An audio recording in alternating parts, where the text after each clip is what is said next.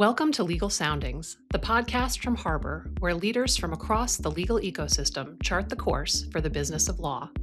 Whether you're navigating change inside a law firm, leading legal operations in-house, or building the next generation of legal technology, Legal Soundings is where insight meets action.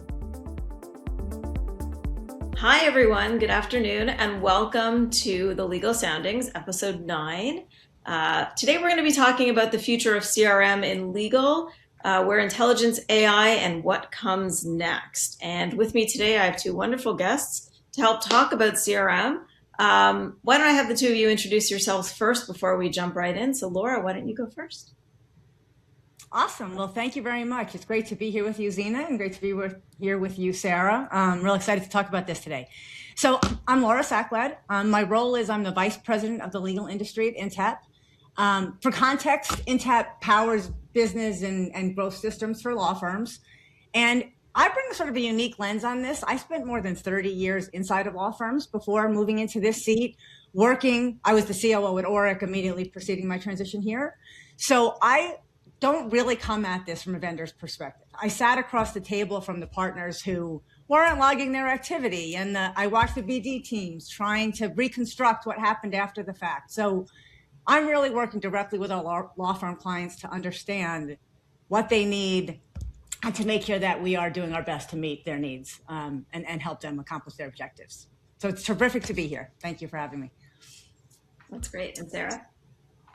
So I'm Sarah Happy. I lead the marketing technology team here at Harbor. And in my role, I advise firms on the selection and planning of their marketing technology stack. We help implement marketing technology, including CRM, and then we help firms maintain CRM. A really, really long time ago, I was a lawyer. And then worked in kind of the business operations side of law firms where I worked on competitive intelligence and building solutions with data. So similar to Laura, I've interacted with this data. I've tried to build solutions with this data. I've dealt with all the frustrations that come with trying to get kind of relationship data and intelligence. So it's exciting to sit in the role that I am now with the focus on CRM, and I'm excited to have this conversation with the two of you today. That's great. Thank you. So we know that CRM has been a fixture in law firms for decades. I think all of us have had experience sitting on that side, being in-house at firms and working through their CRM systems. And yet attorney adoption has dropped from 29% to about 18% over the past year. What I'd like to dig into today on this episode is why. What it takes for us to be able to help close the gap between the CRM investment and the CRM value, and understand what we can do or how we can help drive firms to integrate their data more effectively. Okay, so let's jump in. Where does CRM actually stand today? It's been around forever and people always complain about it. We know that attorney adoption rates have dropped. So Sarah, from your perspective, where are we today? What's actually happening in the world of CRM? So this is a transitional place with CRM in the sense that there is this huge focus on business development and marketing technology. So when we surveyed COOs this year, this was their biggest focus, was investing in this technology stack. But really the message I think behind that and the thing driving it is this shift in the way marketing and business development needs to develop business or help firms grow. And to be able to do that, they need technology, they need data. And so, CRM is so important and there's so much opportunity with the technology. I think, we go back to attorney adoption and maybe that's not the measurement that we should be using to evaluate whether or not CRM is successful, right? I think when we dig into why firms care about CRM and what they need, it's about data. And it's about data to be able to drive strategy and to drive investment and to identify, where should they be growing the business or where should they be investing in laterals. And so I really think that we need to also step back and think about, okay, how are we measuring whether the investment in this technology has succeeded? Because maybe having the attorneys log into the platform and enter activities or, look at relationship data isn't really the goal. really the goal is to drive growth and to drive revenue and to drive strategy. Yeah, and I think it's long been an implementation practice to have the attorneys have IDs, but also to have proxies for every one of them always set up. Right? There's always a proxy because we know that, present company excluded, attorneys don't like to do things for themselves. They're busy. I get it. Like, it's not, not to take away from them as individuals. They're busy. It's not billable work. Although the idea of billable work is shifting a little bit too these days. Laura, from your perspective, Deal Cloud is bigger than just CRM. Deal Cloud does more than just CRM. So from the Intapp perspective, tell me what you're seeing today and where you think CRM exists today in the market. Yeah, thank you for that. So first of all, I couldn't agree with Sarah more, right? I mean, we are absolutely at an inflection point. And I think it's incredibly exciting because the technology now is really giving us the opportunity to address what I think were some very significant roadblocks to having people use a CRM within the law firms. So just a couple of thoughts about it. So one, I think that for 20 years, we've been struggling with this issue, but people have been interacting with it like it's a software problem. Sarah, you mentioned it. I don't think it's a software issue. It's a data issue, right? It's a question of, are we getting the right data into the system? Are we making it easy for the lawyers to get the right data into the system? And I think in today's day and age, we don't even have to have, we can have far less interaction from the lawyers in terms of getting the right data into the system.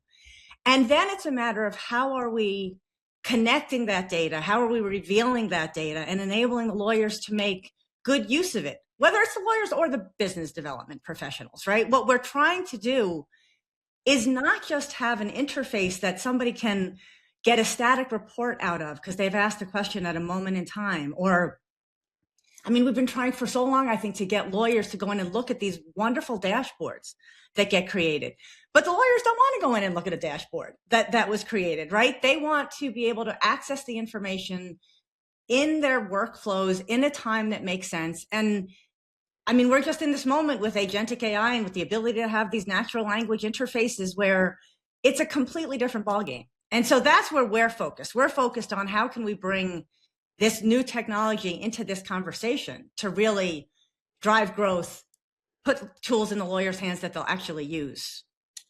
So you mentioned agentic AI and agentic workflows, things that I don't think you can get away from today. Paint a picture for me of what the perfect agentic workflow for a CRM tool looks like, Laura. Start from the beginning. You meet a new contact, what happens? So I think it's a great question, and it's one we could probably talk about for a long time. I think there's so many options. So I'll try to hone in on an example. So at its most basic, I think an agentic workflow, I'm going to give you a really simple one. You're having a call with a client. It's being recorded in Teams or in Note Taker or whatever tool you're using to record the essence of that conversation. It's summarized. And it is therefore automatically ingested when that call is over into a CRM system. It's recorded there. And then there's an agentic workflow that distributes that information to people inside your firm that need to know. And that happens automatically, right? There's an email that's sent to somebody or there's a notification. If you really make it smart, you can even tag, if there's others in the firm that have identified that client as a client that they're focused on, they automatically are notified that this conversation happened. So that's one sort of example. Another that we're super excited about is that we're really focused heavily on how you can use your system to really improve the way you integrate laterals and help laterals get access to information about what the business development opportunities are, how they connect with the partners throughout the firm. And again, you can automate these workflows where you can look at the business plan, you can identify what all the connections are that lateral should make, automatically let them know when there's activity that's happening with those individuals, and really do automatic reporting against the goals. You know whether they had a meeting, you know whether they have been able to connect with a client or not, you know whether the portable business has come over and they're starting to work with other lawyers at your firm on the same matter. You can just bring all that data together in this agentic workflow that really took a lot of human beings to make all that happen today. Yeah, absolutely. I think a lot of that today is manual, if it's even happening. I mean, Sarah, what are you seeing in It's all terms of, manual. It's yeah, all, where the data Yeah. integration places actually are? And I mean, I love this vision of where we're going to get with CRM. I think, where we are today is kind of a much more basic level of data integration where I think a lot of firms are moving into a space where they are focused on just integrating with their existing systems, right? So step one is what systems internally can you connect data from? And usually that's starting with your finance system or your HR system, definitely e-marketing and ERM, right? So this is our most basic level. What data can we get internally from internal systems? Then we have, this amazing potential of third-party systems. So how can we enhance our data using information that's out in the world? And there's some amazing capabilities in CRM to do that for you. Calling out Deal Cloud has amazing data capabilities with Intapp data that makes a lot of those connections and enhances that data for you. So those two steps have to come first. And then I think we can move into the world of AI and advanced technology to derive data from other places. So where else in the firm do we have data living that needs to be formatted or normalized or pulled from documents or other materials? And I think once you've crossed all of those lines, it's what do we need to get out of people's heads, either through what you're talking about, Laura, other workflows that maybe capture it from a meeting or other items, or have to get into the system through data entry. But I think where people get frustrated with data entry and really push back is not that lawyers don't know that there are things they know that have to get into these systems. It's we're being asked to enter it 6 times in 6 different systems. And so I think that's the frustration point, is not they're completely unwilling to participate in the system. It's the level at which they're asked to participate over and over again. And then I think it does come back to this conversation about data, right? So if the data in the system isn't good, why am I participating if, other people aren't, or it's not getting updated, or the second that it's in there, it's stale? So I think that there is, an importance to data quality beyond just getting good intelligence. It motivates people and drives behavior, right? So getting the integrations and the third-party data enhancement, and then using advanced AI, advanced technology and AI, also has a motivating force there in terms of getting people to engage. there's a lot there that I want to unpack. Yeah. So first you talk about the idea of auto-populating data and the amount of time we're asking people to implement or to put their own data in the system, and multiple times in multiple places. And again, CRM is different than an experience management, but it's often the same information. It's the same matter level data that you want in the system for whatever purpose. So getting the data in the system, getting people to trust the data that's in the system, and then how much of that can you AI automate? So if you have an automated matter opening system, could you allow that to feed your CRM and then allow that to feed your experience management system? In theory, yes. In practice, do we think that attorneys will trust auto-populated data in the system? We've seen them trust it, right? So one of the places, it's small but has had a big impact is data models that select area of law or matter taxonomy on intake, right? We've all seen this, that you need to know, what is this matter, right? What type of matter is it? Is it a real estate matter? Is it M&A? But usually when a person selects that on intake, they either don't know, so they select like a general code, or they select the first thing in the dropdown, which is, aerospace or something like that, right? So we've used data models to assign matter taxonomy, 95% accurate, and people love it, right? And you can have both. You can have the attorney selected term and the the AI generated term. But ultimately, we've seen the behavior turn to, well, if the data model is 95% accurate, let's go with that, right? So we have seen them trust those data models. Laura, have you seen trust issues or? Yeah, so I think that this is exactly the right question to be asking. It's so important that as we start to have these automated ways to bring data into the system, we have to give the lawyers the tools to understand where the data came from, to be able to trace it and be able to see exactly what is the provenance of that data and be able to confirm that the data was correct.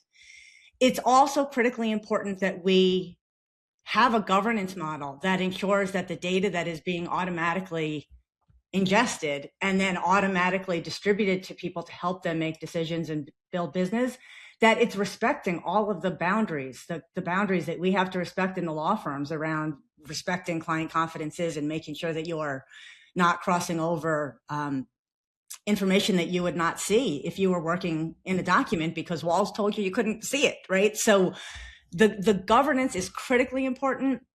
I think the provenance is critically important. And we need to let the lawyers, I think they need to have the ability, the human in the loop remains really important. This concept of does it become a black box? It can't be a black box. I don't think our lawyers will ever accept and truly, fully trust without being able to trust and, what's the saying? Trust but verify. They're going to need to verify. And we can make it easy for them. I think that there are ways that you can easily highlight and help people understand where the data came from. So I think that's our future. I do think that so much of it is going to be automatically ingested and the lawyers are not going to have to do anywhere near as much work as they did before. And then they're going to use the system more. I totally agree. And I think when you talk about the inflection point, I think that's the inflection point that we're at, is that we don't need all this manual data and it's not a black box. So for the first time, I think lawyers are really understanding, and this is the interesting thing about AI in the space right now, it's the first technology that's coming top down where managing partners and CEOs of firms are using the technology and telling everybody else to use it. That's never happened before. And the technology itself lends itself to being transparent. Like you can track where it's from. You can track the audit trail openly. The connections that ultimately need to be made out of CRM data and experience data are going to be ultimately made and communicated by your business professionals. I think one of the big benefits of these systems is if we can reduce the manual entry, business development teams are going to focus more on kind of strategic objectives and being strategic advisors. And so that last step where you would think of kind of a black box is still going to be people having conversations in a room about strategy, about how to approach clients and what to do next. And so much of what the technology is going to do is give you kind of the business inputs that you need to inform that strategy. About a month ago, Mark Bainoff at Salesforce said that they were going totally headless and that they were separating the back end from the user interface. I wonder how much of legal is unique or different or special, and how much Walls, for example, or other ethical rules come into play. Do we believe that CRM in law firms could ever go truly headless and not be grounded in an app?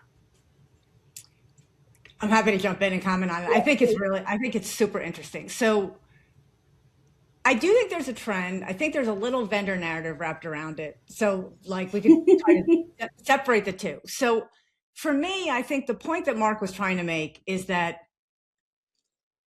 when we have agents that are making these API calls around the clock, that will generate far more value than humans that have to click through a UI to make things happen, right? And that is undoubtedly true, right? That is going to happen. And then when I think about, okay, so what does he mean by a headless CRM, like in the context of a law firm? And if we're honest about it, lawyers were never going to spend their time in a CRM application. It's just not where they were going to be. They never have, they never will. So I think the key is, and I think this is what he's saying, we have to meet them where they are, right? We have to meet them in Outlook or Copilot or wherever they're working. and get the data. This is the interesting part. Now that we have these APIs, we can access data from wherever it sits in the ecosystem in a way that we couldn't before. It's not like you have to like go out and everything firms have been doing for so long, creating data lakes. Obviously that was foundational. It's critically important. But now there's a new paradigm for how you can access information from different parts of the ecosystem and get it into your CRM, and then utilize it. So, but I do think in legal, and I'm curious, Sarah, what you think here, the concept, even the word to talk about a headless CRM to our lawyers, like I think I just don't think it will resonate as well in this industry as maybe it does in some of the other industries that Salesforce serves. Like our lawyers want to retain the judgment. They need to make sure they stay in the loop. Our job is to make them better. So I think there's a little bit of a marketing message thing that may not be quite as on point for legal as it is elsewhere. I completely agree on the term headless system. We've got to come up with something else because it just evokes like headless horseman. I don't know. I think that's never going to work with lawyers. But I also think it kind of, I hate this answer, but it depends culturally where the firm is. Because we've seen firms go in this direction where they really focus on the data layer and constructing that data layer in a way that delivers the information instead of optimizing a system that, Laura, like you said, the attorneys are never going to log into or use. And I even wonder if it's, ultimately the lawyers would realize that they're interacting with a headless system, so to speak. If you have an ERM that is sophisticated enough that can collect the data, if you have a way of modifying that data and then delivering it, which now with AI, we have so many different ways of doing that. It could be reports, it could be dashboards, but it could be, interacting just with an agent and asking it questions, right? And getting the data back. I do think there is potential there. But I do think that there are going to be, just like you said, firms that's never going to work, right? Both for the business development and marketing teams that need these tools. And a lot of that's also what's great about, the more modern applications is they extend beyond just contact and relationship management to business planning to, all of these other kind of potential use cases that maybe that's the right fit for the firm. So I hate it. Again, I know I'm a lawyer and the answer of it depends is an annoying one, but I do think it depends. And in some firms, this is the right approach. And if I can just add a little something to that, Sarah, I think you're 100% right. And you touched on something when you were talking about the data again. I think it's really important that as law firms think about this, they realize that when we talk about a headless CRM, we have to recognize that in some ways that implies that solves the data and governance problem that we've all been talking about. And it doesn't, right? It actually makes it worse, right? Mm-hmm. The foundation underneath it, it gets more important, not less important. And so, we are focusing so much on helping our customers understand that we've shifted I think CRMs have shifted again from being about features and functions to really how do you connect and make sense of the data that exists across your entire ecosystem. And, you need to understand the way lawyers work, right? You need to understand that, one contact might be a client in one instance and an adverse party in another instance and an alumni in another instance. And you've got to be able to make sense of all that sophistication. And so, I think that when firms think about this, you need to make sure that you're working with a vendor that understands law firms and understands the ontology that goes into the way your data is organized, or that really does become garbage in, garbage out, right? You have to be able to have that data make sense. And I think that's when we talk about, do you need a CRM for legal? And this is something that I'm asked all the time by our clients, does it have to be, specific to the way we work? And the platform, like we always focus on the platform, like you're saying, Laura, the features. That's not it. It's the data model underneath that. And if that isn't structured to, at least start with the way that we handle relationships and matters in building business, the effort that that goes into designing that data model and making it work is huge, right? And so you want to start with something that at least gets you part of the way there. And then I agree with you. It's absolutely important that you work with someone that understands how you build business and what you do. But I think, we talk about governance, and I think that also comes back to kind of the original problem, which is technology isn't going to solve that. So I think when we talk about governance, the important thing to always come back to is there are tools that help with that. There are ways, for example, to put walls into other applications and to put the security in place. But at the end of the day, it has to be people that decide on those rules. And so we have to shift our focus to thinking about that and those rules and where our data is and where it comes from. And that's a people problem, not a technology problem. And I think it's important to just call that out, right? Because you can have the most sophisticated technology, but if you don't tell it what the rules are, it's not going to help. And you have to create those rules. I mean, I think that's one of the hardest parts to this whole conversation. The ethical walls almost seem easier than things like Laura, you were mentioning adverse parties. In one case, and this is, I think, the nuance that you're getting at, Sarah, too, with law firms, is that you could be representing a client in a particular case or a particular instance, matter, whatever it is, where in this case, they're your client. In another case, they could be an adverse party. So that's one nuance. In one area, your firm could be representing a particular client in one area of law, but have nothing to do with them in another area of law. So there could be a regulatory issue that goes unchecked that your firm had nothing to do with, but they're in your database as your client. So, and depending on where that data resides or who sees that data, has access to that data, what they know about that data, and how much, we talk about not needing metadata anymore because, AI can just do it all for you. But you do still need rules of engagement. Yeah. And that governance piece. And firms, I think, really need help in understanding not just how to connect the data, but how to do it in a way that is safe and that does keep them insulated from any risk associated with that data, which is, I think, the trickiest part here. Right now, firms are very much embroiled in how do all the integrations work? Yeah. How do we bring all the data together? And 100% the right question, right? That is, in fact, where we are today.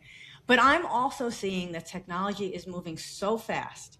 And as we have Claude coming into the way that, law firms and being integrated into all the various applications that firms are using, and as we see the agentic AI, the natural language queries, all of that evolve, and these data models where you're connecting the ecosystem, I just really believe we're on the cusp of a completely different way that law firms are going to interact with their CRM systems. Yes.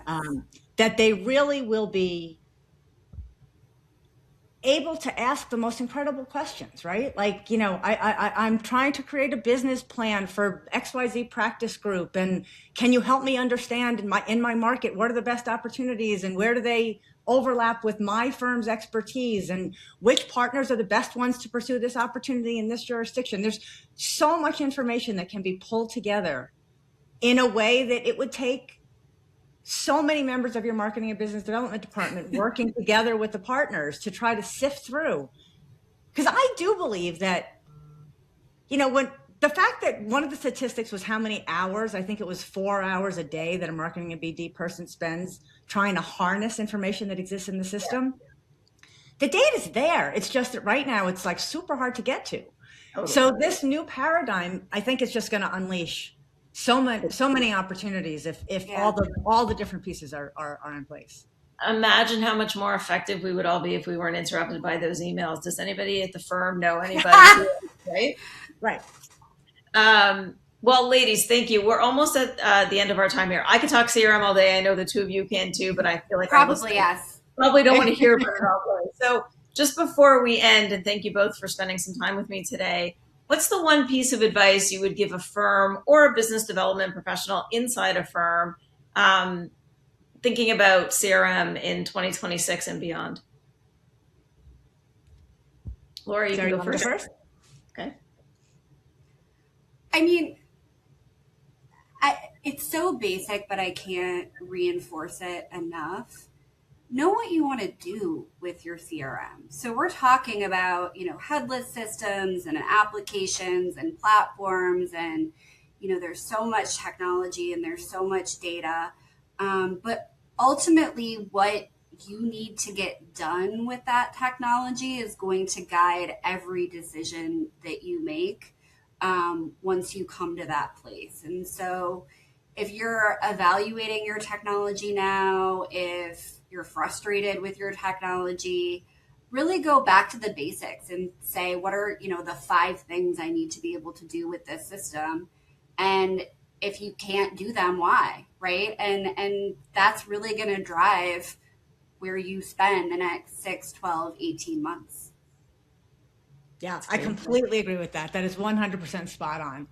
I think the 2 things I would add, one would be when you know those things that Sarah just described, I think you really do need to prioritize the platform first, just given the way the world is evolving and the way all the data is going to be connected. And I think the second is to ensure that you're working with a platform and a system that will get smarter over time and that it really is focused on enabling growth for your firm, making connections, learning the way your lawyers work, learning what data they care about, and then bringing it to them in ever improving ways to help them, make the next best action, right, that they want to take to drive business. So those would be the 2 that I would recommend. Thanks for listening to Legal Soundings. Subscribe for future episodes. You can find us wherever you get your podcasts. To learn more about Harbor's work across law firms and corporate legal departments, visit harborglobal.com.